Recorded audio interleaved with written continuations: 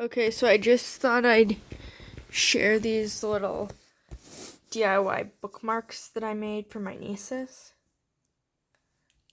They probably cost me, both of them together probably cost me like less than 5 cents. And so this one says hope. This one says love. So yeah, I'm planning on making more bookmarks for people. I've got a lot of this type of paper, and I could just do some patterns on them, or do inspirational quotes for people that I would give to like Christmas and birthdays. And so yeah,